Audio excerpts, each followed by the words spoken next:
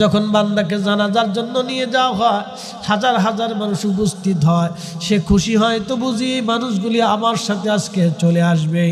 আল্লাহর নবী বলেন, আয়েশা রে, কাঁধে করে যখন খাটিয়ে করে আল্লাহর বান্দাকে কবরের দিকে নিয়ে যাওয়া হয়, তখন রুহের জগৎ থেকে বান্দা কাঁধে, এরা বুঝি আমার সাথে আসবে। যখন কবরে দুইজন নামে, লাশ কবরে নামায়, তখন সবাই উপরে থাকে কিন্তু বান্দা দুইজন কবরের ভিতরে দাঁড়ায়।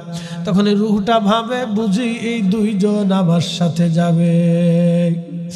আল্লাহর নবী ডাক দিলেন, আয়েশা রে, ওই দুইজন কবরের মধ্যে শুয়াইয়া যখন বাঁশ দিয়ে উপরের দিকে চলে আসে, তখন রুহ চিৎকার মেরে মেরে কাঁদে আর বলে, সন্তান রে, একটু দেরি করলা না, এত তাড়াতাড়ি কবরে বিদায় জানাইলা।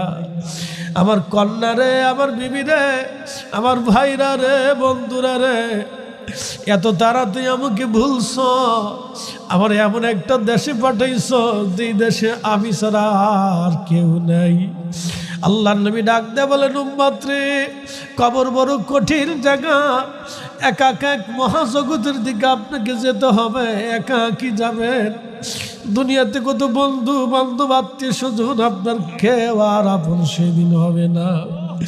আল্লাহর নবী ডাক দেয়া বললেন, সাহাবীরা রে, এই সময়টা বড় কঠিন। ইস্তাগফিরু লিআখিকুম, তোমরা এই সময় তোমার ভাইয়ের কবরের পাশে দাঁড়ায় যাও, রবের আসমানে হাত বাড়াও, তোমার ভাইয়ের জন্য ইস্তেগফার করো। কেননা কিছু সময় পরে মুনকারে নেকির এসে তাকে প্রশ্ন করবে। আল্লাহর নবী ডাক দিলেন, কবর দেওয়ার পরে তোমরা তাড়াহুড়া করো না, কবরের পাশ থেকে তাড়াহুড়া করে চলে এসো না, কবরের পাশে একটু দাঁড়াও, কোরআন শরীফ পড়তে থাকো, আল্লাহ জিকির করতে থাকো, কবরের পাশে দাঁড়াও, তোমার ভাইয়ের কবরের পাশে তুমি দাঁড়াও, তোমার ভাইয়ের কবরের পাশে তুমি দাঁড়াও। একটা উট কোরবানি করিয়া, চামড়া ছেলাইয়া, গোশত বানাইয়া, হাড়গোড় বানাইয়া মানুষের মধ্যে বন্টন করতে যত সময় লাগে, আমার উম্মতেরা রে, তোমরা তত সময় তোমার ভাইয়ের কবরের পাশে দাঁড়ায় ইস্তেগফার করতে থাকো, দোয়া করতে থাকো। কেননা কিছু সময় পরে তিনটা প্রশ্ন তাকে করা হবে, কেউ আপন হবে না। এই জন্য আম্মাজান খাদিজা বলেন, ইয়া রাসূলুল্লাহি, আপনি আমার কবরের পাশে দাঁড়ায় থাকবেন, মুনকার নেকিরের প্রশ্নের জবাব আমি দিব না হুজুর, আপনি আমার কবরের পাশে দাঁড়ায় মুনকার নেকিরের প্রশ্নের জবাব দিয়ে আসবেন। ইয়া রাসূলুল্লাহি, আপনি আমার কবরের পাশে দাঁড়াইয়া মুনকার নেকিরের প্রশ্নের জবাব দিয়ে আসবেন। নবী, আমি কবরের প্রশ্নের জবাব দিব না। আমার নবীজি আম্মাজানকে কবরে নামাইয়া রওজা শরীফের পাশে দাঁড়ায় আছেন। সূর্য উঠে গেল, প্রচণ্ড তাপ বেড়ে গেল, নবীজি শরীর মোবারক থেকে ঘাম বের হয়ে চুয়ে চুয়ে টপ টপ করে ঘামগুলি পড়তেছিলেন। আমার নবীজি আম্মাজানের রওজা শরীফের পাশে দাঁড়ায় কাঁদতেছিলেন। সেই স্মৃতিগুলি, সংসারের স্মৃতিগুলি, দুঃখের এবং সুখের স্মৃতিগুলি মনে করে নবী কাঁদতেছিলেন। একজন সাহাবী পিছন থেকে ডাক দিয়েছে, হুজুর আপনি আসেন, হুজুর আপনি আসেন, আপনি না গেলে মুনকার নেকির আসবে না। সওয়াল জবাবের জন্য আপনি না গেলে মুনকার নেকির আসবে না। ইয়া রাসূলুল্লাহ, আপনি আসেন। নবীজি ডাক দেয়া বলেন, সাহাবীরা রে, তোমরা চলে যাও, আমি যেতে পারবো না। আমার খাদিজার সাথে আমার ওয়াদা, আমি আমার খাদিজার প্রশ্নের জবাব না দিয়ে আমি যেতে পারবো না রে সাহাবীরা। এই সময় আল্লাহ জিবরাইলকে বলে, জিবরাইল যাও, আমার বন্ধুরে যায় সালাম দাও, আমার খাদিজার প্রশ্নের জবাব আমার বন্ধুকে দিতে হবে না, আমি আল্লাহ নিজে তার প্রশ্নের জবাব দিয়ে দিছি। এই জন্য আল্লাহ বলেন, ফাযকুরুনি আযকুরুকুম, বান্দারে, দুনিয়াতে তুমি যদি আমাকে স্মরণ করো, আমার আইন, আমার হালালকে হালাল, হারামকে হারাম, আমার বিধানকে তুমি যদি মেনে মেনে আসো, দুনিয়াতে তুমি আমাকে ভুলো নাই, আমি আল্লাহ ওয়াদা করলাম ওই কবরেও আমি আল্লাহ তোমাকে ভুলে যাব না। একবার চিৎকার মেরে জোরে বলেন আল্লাহু আকবার। আমি আল্লাহ তোমাকে কবরে ভুলবো না, কবরে আমি রব তোমাকে মনে রাখবো, আমি আল্লাহ তোমাকে কবরে মনে রাখবো, আমি কবরে তোমাকে ভুলবো না, কবরে ভুলবো না। এই জন্য আল্লাহর নবী বলেন আমার উম্মতেরা নাহাইতুকুম আন জিয়ারাতিল কবুর, কবর জিয়ারত তোমাদেরকে নিষেধ করতাম, ফাজুরুহা, তোমরা কবর জিয়ারত করো, কবরের পাশে দাঁড়াও, কারণ আমার উম্মতে মারহুমা। সাহাবীরা বলেন ইয়া রাসূলুল্লাহ মারহুমা কি? নবীজি জবাব দিলেন সাহাবীরা রে, মারহুমা হলো আমার উম্মতরা গুনাহ নিয়ে কবরে যাবে, কিন্তু হাসরের ময়দানে উহুদ পরিমাণ নেকি নিয়ে দাঁড়ায় যাবে। সাহাবীরা বলেন হুজুর এত নেকি আপনার উম্মত কোথা থেকে পাবে? নবীজি বললেন সাহাবীরা রে, আমার মরহুম উম্মতের জন্য জিন্দা উম্মতরা বেশি বেশি করে দোয়া করবে, দোয়া দোয়া। আওয়ালাদিন সলিহিন ইয়াদউ লাহু, নেক সন্তানরা দোয়া করবে। আমার জিন্দা উম্মত মারা যাওয়ার আগে দুনিয়াতে সদকায়ে জারিয়া মসজিদ বানায় রাখছিল, মসজিদে টিউবওয়েল দিয়েছিল, একটা মেয়ের বিবাহের ব্যবস্থা করে দিয়েছিল, একটা আল্লাহর বান্দা তার জমিনের উপর দিয়ে রাস্তা বানিয়ে দিয়েছিল।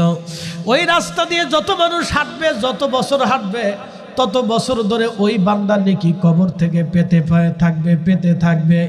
একটা মসজিদ বানাইলেন, ওই মসজিদ যতদিনে নামাজ হবে আল্লাহর বান্দা কবরে চলে যাবে, কিন্তু নেকি চলতে থাকবে, চলতে থাকবে। একটা এতিম সন্তানরা আপনি আলেম বানাইলেন, ওই বাচ্চাটা যতদিন আলেম থাকবে ততদিন, যতদিন সে নামাজ পড়বে, কোরআন হাদিস পড়বে, আপনি কবরে চলে যাবেন, কিন্তু নেকি বন্ধ হবে না, নেকি চলতে থাকবে। আওয়ালাদিন সলিহিন ইয়াদউ লাহু, নেক সন্তানরা দোয়া করবে, যতদিন দোয়া করবে ততদিন কবরে যাইতে থাকবে। আমার উম্মতেরা রে, এই জন্য আমার উম্মত উম্মতে মারহুমা, আল্লাহ নেকিগুলি জমা করে কিয়ামতের ময়দানে উহুদ পরিমাণ আল্লাহ আমার কারণে বাড়ায় দিবে। হাসরের ময়দানে আমার উম্মত দাঁড়ায় বলবে আল্লাহ এত নেকি তো আমি দুনিয়াতে আমল করি নাই। আল্লাহ বলবেন ও আমার বান্দা, তোমার ছেলে, তোমার মেয়ে, তোমার ভাই, তোমার আত্মীয় স্বজন, তোমার প্রতিবেশীরা তোমার জন্য দোয়া করেছিল, মাগফিরাত কামনা করেছিল, ইসালে সওয়াব করেছিল, কোরআন খতম দিয়েছিল, নফল হজ করেছিল, ওমরা করেছিল, নফল নামাজ পড়েছিল, দান সদকা করেছিল, মাদ্রাসায় দান করেছিল, মসজিদে দিয়েছিল, ওই সামাজিক উপকারের জন্য, গরিব মানুষের মেহনতি মানুষের জন্য খাবার দাবার দিয়েছিল। এই নেকিগুলি আমি আল্লাহ আজকে খুশি হইয়া তোমাকে উহুদ পাহাড় পরিমাণ বাড়ায় দিলাম। যা বান্দা যা, তোমাকে আজকে জান্নাতি বানায় দিলাম। এটার নাম উম্মতে মারহুমা। আজকে যারা এই বিদ্যাগুলি, কোরআন খতম, এই ফাতিহা, এই ইসালে সওয়াব, এই দোয়া দুরুদ, এই দোয়া জিকির, এই জিকির মাহফিল, বেদাতের ফতোয়া দিয়ে যারা বন্ধ করতে চায়, তারা মূলত শয়তানের এজেন্ডা বাস্তবায়নের জন্য নামছে। কথা কর না কেন, ঠিক কিনা? এটা আমরা হতে দিতে পারি? প্রিয় ভাই আমার, খুব মনোযোগ দিবেন।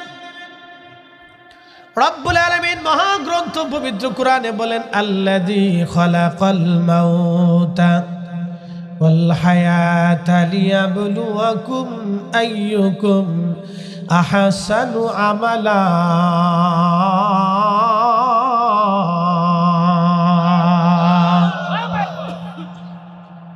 তোমাদেরকে পরীক্ষা করার জন্য আমি তোমার জীবন সৃষ্টি করলাম, তোমার হায়াত সৃষ্টি করলাম, তোমাকে জীবন দিলাম। ভাই আমার, আল্লাহ যখন বলেছিলেন ইন্নী জাইলুন ফিল আরদি খলিফা, আমি পৃথিবীতে প্রতিনিধি পাঠাবো, খলিফা পাঠাবো, আমরা হলাম আল্লাহর দেওয়া খলিফা। আমরা কার খলিফা? এখন যে সুদ খায় সে কার খলিফা? সুদ খেলে আল্লাহর খলিফা হওয়া যায়? যে ঘুষ খায় সে কার খলিফা? যে অন্যের জমি মাইরে দিয়ে হজ করতে গেল সে কার খলিফা? যে অন্যের টাকা মাইরে দিয়ে এরপরে নামাজের সেজদার মধ্যে দিচ্ছে সে কার খলিফা? যে অন্যের জমি মেরে দিয়ে, অন্যের হক মেরে দিয়ে, প্রতিবেশীর কষ্ট দিয়া, আত্মীয় স্বজনের হক মেরে দিয়ে, এতিম, দুস্থ, মিসকিন, অভাবী, ল্যাংড়া, কানা, বোবা, খোরা, রিক্সাওয়ালা, দিনমজুর, ভ্যানওয়ালা, ঠেলাগাড়িওয়ালা, কাজকর্মওয়ালা, শ্রমিক, অভাবী, বৃদ্ধ, বৃদ্ধা, আর স্বামীহারা, স্বজনহারা, এমন দুস্থ, অসহায়, অসুস্থ গরিব মিসকিন ফকির এর অর্থ যারা মেরে দিয়ে আল্লাহর হজ করার জন্য কাবাতে যায়, তাহলে সে কার খলিফা আমার একটু বুঝাই দেন। তাহলে বুঝে গেল আমাকে আল্লাহর খলিফা হতে হলে খাজা মাইনুদ্দিন চিশতির মতো হতে হবে। আসতে বলেন না, জোরে বলেন, জোরে বলেন। এই জন্য আমরা ওলিদেরকে ভালোবাসি, কারণ ওলিরা হলো অরিজিনাল আল্লাহর খলিফা। কথা কর না কেন, ঠিক কেন? ওলিরা কার খলিফা? জোরে বলেন, কার? ওরা অরিজিনাল আল্লাহর খলিফা হলো ওলিরা। কি কথা ঠিক আছে কিনা? তা আমরা আল্লাহর খলিফাদেরকে ভালোবাসি, শয়তানের খলিফারে ভালোবাসি নাই। কি কথা ঠিক আছে কিনা? কার খলিফাকে ভালোবাসি? আমরা শয়তানের খলিফারে ভালোবাসি না, আল্লাহর খলিফারে ভালোবাসি। আল্লাহর খলিফারে ভালোবাসে যদি বেদাতি হওয়া লাগে তো অসুবিধা নাই। কি কথা ঠিক আছে কিনা? যদি মাজার পূজারি হওয়া লাগে তাও সমস্যা নাই, ও বলতে থাক, ওর জিব্বা আছে, ওর জবান আছে, কইতে থাক, ও জিকির করতে থাক, অসুবিধা নেই। তার জিকিরের সময় দিয়ে দিলাম, তুমি জিকির করো, বেদাতি বেদাতি বেদাতি বেদাতি বেদাতি। ও ছাতা ওদিকে কান দেওয়ার টাইম আমাদের, হিসাব সহজ। আল্লাহ রাব্বুল আলামিন বললেন, ইন্নী জাইলুন ফিল আরদি খলিফা, আমি দুনিয়াতে খলিফা পাঠাবো। ঠিক তখনই ফেরেশতারা জবাব দিল, ক্বালু আতাজআলু ফিহা মান ইউফসিদু ফিহা ওয়া ইয়াসফিকুদ দিমা। আল্লাহ এমন খলিফাকে দুনিয়াতে পাঠাবেন যারা দুনিয়ার মধ্যে যায় ফাসাদ বাঁধাবে, ফাসাদ। প্রথমে আল্লাহ বলেন, ফেরেশতারা জবাব দিলেন ফাসাদ বাঁধাবে। বলেন এই নামাজ পড়বে না, রোজা রাখবে না, হজ করবে না, যাকাত দেবে না, এই কথা বলেন নাই। প্রথম বলছে ফাসাদ বাঁধাবে, ওরা ঝগড়া বাঁধাবে, বিশৃঙ্খলা করবে, অন্যায় করবে, অশান্তি সৃষ্টি করবে। আমাদের দেশের নারী সমাজরা বেশি অশান্তি সৃষ্টি করে, মনে কিছু নিয়েন না।